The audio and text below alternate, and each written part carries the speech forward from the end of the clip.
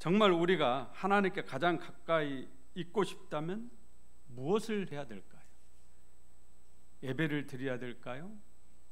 봉사를 해야 될까요? 우리가 뭘 할 때 하나님이 가장 기뻐하실까요? 항상 강조하듯이 전도일까요? 헌금일까요? 사실 이것을 구별한다는 것이 썩 바람직하지가 않습니다. 왜냐? 예배와 봉사가 서로 구별되어 있는 것이 아니고 하나로 연결되어 있기 때문에 그렇습니다. 우리가 전도와 헌금이 구별되어 있는 것 같지만 전도라는 것은 한 영혼을 하나님께 바치는 거고 헌금은 나의 수입의 얼마를 하나님께 바치는 것이죠. 바친다는 의미에서 같은 의미를 가지고 있죠. 그래도 우리가 한번 생각을 해봅니다. 하나님께 우리가 가장 가까이 있고 싶다면, 하나님께 가장 사랑받고 싶다면, 하나님의 은혜를 꼭 받고 싶다면 우리가 뭘 하는 게 가장 좋을까요? 성경은 그것이 바로 기도라고 말씀합니다. 기도는 우리가 하나님께 가장 가까이 나아가는 방법이고, 기도할 때 하나님과의 깊은 교제가 있기 때문에 하나님의 사랑을 가장 많이 받습니다.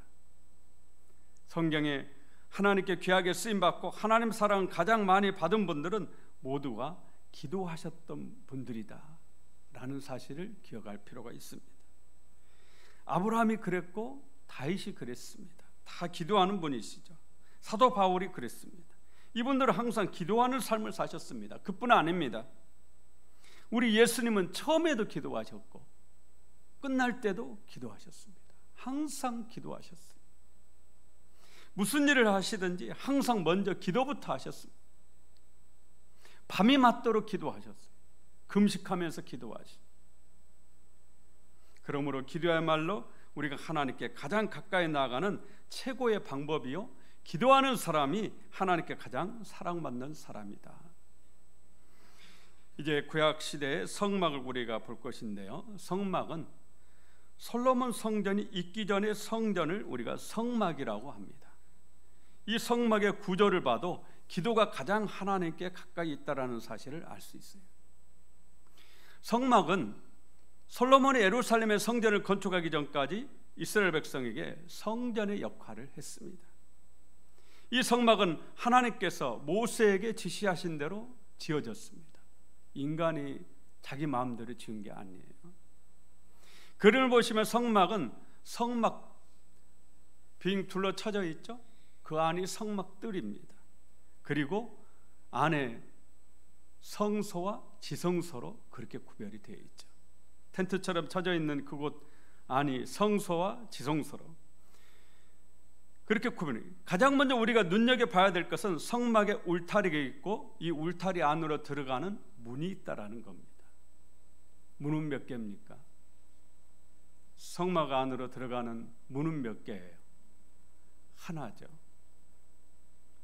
하나님께로 가는 길이 하나다라는 것을 말해줍니다. 이 문은 구원의 문입니다. 우리가 구원받는 길은 오직 한 길밖에 없다고 성경은 정말 강조합니다. 우리가 구원받을 수 있는 길은 뭐예요? 오직 예수님을 믿는 길밖에는 없습니다.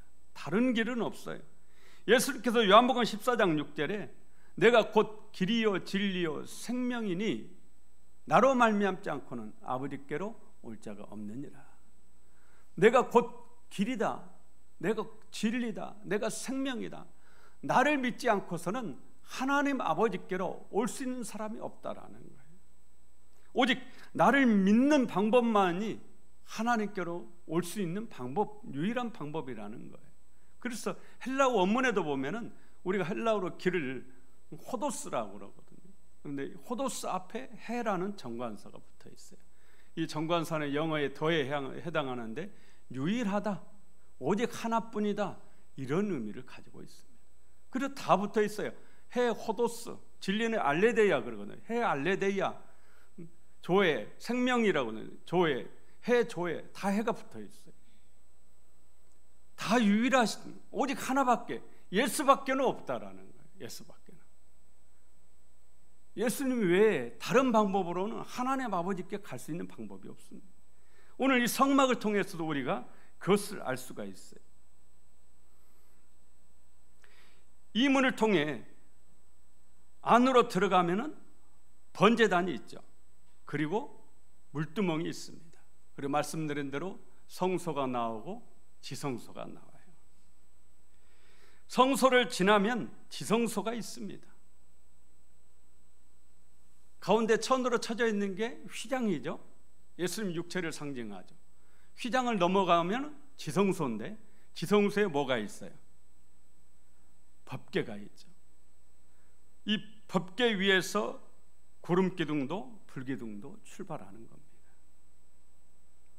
좀 더 성소 안을 확대해서 보면은 성소에 들어가면 오른쪽에 상이 있죠. 떡상이라고 그럽니다. 12개의 떡을 올려놓는 떡상. 왼쪽에는 등잔대라고 그래요. 7개의 촛대가 있어서 7금촛대라고도 그렇게도 부르기도 하죠. 그리고 더 앞에 나가면 지금 천사처럼 그려진 저 그룹 천사라고 그러거든요. 저 그룹 천사 바로 앞에 있는 그 너머가 지성소입니다. 그 너머가 바로 앞에 있는 게 그게 바로 뭐예요? 분향단입니다. 분향단에 향을 사르는 거 분향단이에요. 오늘 계시록에 나오는 금향로가 바로 이 분향단 위에가 있습니다. 위에서 제가 말씀드리기를 지성소에 뭐가 있다고 그랬어요? 법궤가 있어요. 이 법궤 안에는 십계명이 기록된 두 돌판, 그리고 아론의 쌍난 지팡이, 그리고 만나가 있습니다. 그리고 이 법궤 뚜껑에 시은자라는 하나님이 앉아 계시는 의자가 있어요. 이곳을 두 그룹 천사가 감싸고 있는데 이곳에 이 시은자의 하나님의 임재가 여기에 있습니다. 여기서부터 구름기둥이 올라가고 불기둥이 올라가는 거죠. 그러니까 성전에서 하나님이 계시는 곳은 어디냐? 지성소고 법궤입니다. 법궤 위 뚜껑 시은자 그곳에 하나님 임재 계신다. 제사장이 들어갈 수 있는 성소에서 이 법궤와 가장 가까운 것이 뭐냐? 바로 칸막이 바로 앞쪽에 있는 오른쪽에 있는 게 그게 바로 분향단입니다. 그 분향단 위에 금향로가 있어요. 분향단은 말 그대로 분향하는 곳이에요. 향을 사르는 곳입니다. 이렇게 나무 상자처럼 생긴 것이 분향단이고 그 위에 있는 것이 향로입니다. 분향단은 조각목으로 만들어 금으로 쌌습니다. 조각목을 시띠 나무라고도 하는데 아카시아 나무와 같은 재질입니다. 가시가 있는 조각목으로 분향단을 만들었다. 여기서 이 조각목 이게 예수님의 인성 곧 사람을 상징해요. 사람을. 그리고 조각목으로 만든 후에 겉을 순금으로 쌌습니다. 금, 예수님의 신성, 예수님의 하나님 되심을 말합니다. 그러니까 이 분향단은 예수 그리스도를 말한다라는 거예요. 예수 그리스도, 예수님을 상징하는 거예요. 분향단 위치를 다시 한번 여러분 기억하십시오. 제사장이 하나님께 가장 가까이 나아갈 때가 바로 분향단에 향을 사를 때입니다. 그런데 요한계시록 5장 8절은 이 분향단에서 사르는 향이 성도들의 기도들이라고 그렇게 말씀해요. 우리 함께 읽어봅니다. 그 두루마리를 취하심에 내 생물과 24장로들이 그 어린 양 앞에 엎드려 각각 검은고와 향이 가득한 금대접을 가졌으니 이 향은 성도의 기도들이라. 아멘. 분향단에 살라지는 그 향이 성도의 기도다. 그렇게 얘기를 해요. 그러면 오늘 요한계시록 8장 3절을 우리가 또 한번 읽어보겠습니다. 요한계시록 8장 3절. 또 다른 천사가 와서 제단 곁에 서서 금향로를 가지고 많은 향을 받았으니 이는 모든 성도의 기도와 합하여 보좌 앞 금제단에 드리고자 함이라. 아멘. 천사가 금향로를 가지고 많은 향을 받았다 그렇게 말합니다. 그리고 이 향과 성도의 기도를 합해서 하나님 보좌 앞에 있는 금제단에 드린다라는 거예요. 이것을 우리가 기도가 상달된다, 기도가 연락된다, 하나님 기도를 받으신다 그렇게 말하는 겁니다. 그런데 계시록 5장 8절 여러분들이 읽으셨지만 분향단의 향은 성도의 기도라는 거예요. 그런데 천사가 이미 금향도 이미 많은 향을 받아가지고 있고 이 향과 성도의 기도와 합해서 하나님께 올려드린다라는 거예요. 그러면 향이 몇 가지예요? 향이 몇 개입니까? 이미 천사는 많은 향로에 많은 분향단 향을 이 향로에 금향로에 향을 받아가지고 있어요. 그리고 이 향과 성도의 기도와 합해서 하나님께 올려드린다라는 거예요. 근데 요한계시록 5장을 보니까 성도의 기도가 뭐냐? 향이다라는 거예요. 향이 몇 개예요? 향이 몇 가지죠? 2가지예요. 그러면 뒤에는 성도의 기도가 향인 것은 우리가 성도의 기도다라는 것을 알 수 있겠죠. 이 성도의 기도와 합해져서 하나님께 올려드리는 또 다른 향이 있어요. 이 향이 뭐냐? 천사가 금향로에 받아가지고 있는 이 향이 뭐냐? 자, 여러분에게 제가 묻습니다. 여러분의 기도가 하나님께, 여러분만의 기도가 하나님께 올라갈 능력이 있겠어요? 없겠어요? 인간의 기도가 하나님께 올라갈 수 있습니까? 없습니까? 자, 그러면 이렇게 생각해 보십시오. 예수 믿지 않는 사람이 기도할 때 하나님께 그 기도가 올라갈 수 있겠어요? 없겠어요? 없다라는 거예요. 반드시 또 다른 향이 필요해요. 그 향이 뭐냐? 예수님이 우리를 위해서 기도하시는 중보기도의 향입니다. 예수님께서 우리를 위해서 기도하시는 중보기도의 향, 이 향과 나의 기도가 합해져야 능력이 있어서 이 기도가 하나님께로 올라가지, 나의 기도만 가지고는 하나님께로 올라갈 수 없다라는 거예요. 이 얘기는 무슨 얘기냐면요, 반드시 우리가 기도할 때 누구의 이름으로 기도해야 된다라는 거예요? 예수 이름으로 기도해야 된다는 것을 말해줍니다. 세상에 있는 안 믿는 사람일지라도 예수 이름으로 기도할 때는 그 기도에 능력이 있을 수 있습니다. 왜냐하면 솔로몬의 성전에 보면은 이방인이 성전을 향해 기도할 때 하나님 들으시옵소서 그러잖아요. 하나님의 이름으로 기도할 때 듣는 것이지 부처님께 기도하듯이 기도하는 것을 들어 그런 뜻이 아니잖아요. 그러지 않습니까? 바알에게 기도할 때 하나님 들어주십시오 이런 뜻이 아니죠. 하나님께 하나님의 이름으로 기도할 때 하나님 들어달라는 거예요. 이 성전을 향해서 우리가 예수님 이름으로 기도해야 되는 까닭이 바로 거기에 있습니다. 예수님 요한복음 14장 13절에 너희가 내 이름으로 무엇을 구하든지 내가 행하리니 이는 아버지로 하여금 아들로 말미암아 영광을 받으시게 하려 함이라. 요한복음 14장 14절에도 내 이름으로 무엇이든지 내게 구하면 내가 행하리라. 누구의 이름으로요?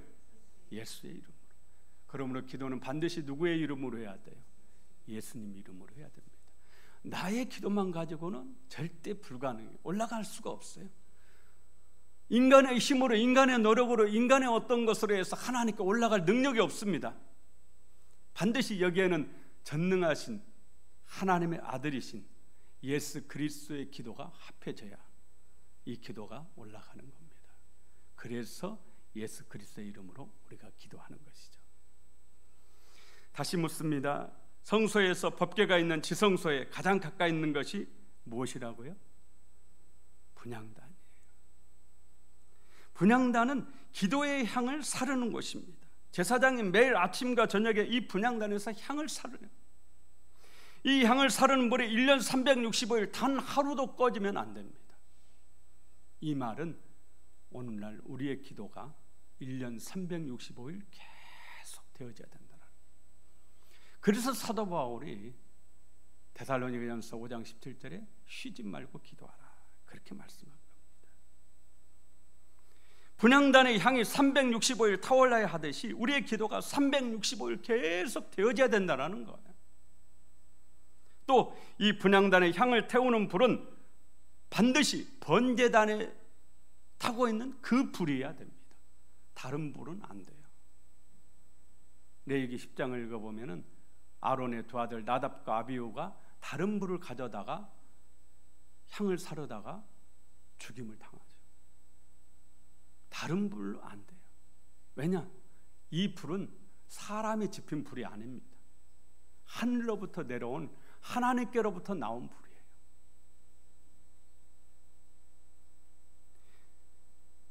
우리는 반드시 번제단의 불로 기도를 해야 돼요. 그런데도 많은 사람들이 자기의 열심의 불로 기도한단 말이죠.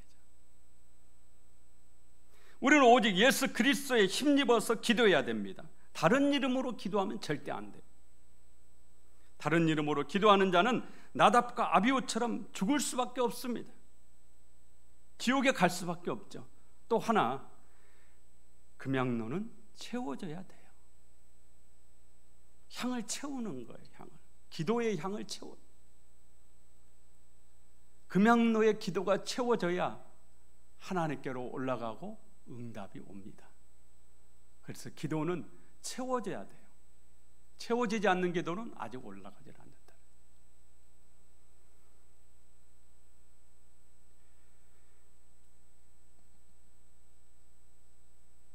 우리가 세상의 종말이 언제 오느냐? 지금 코로나19도 보고 화산 대폭발도 보고 여기저기서 막 난리의 소문도 들리고, 이게 종말이 아니냐.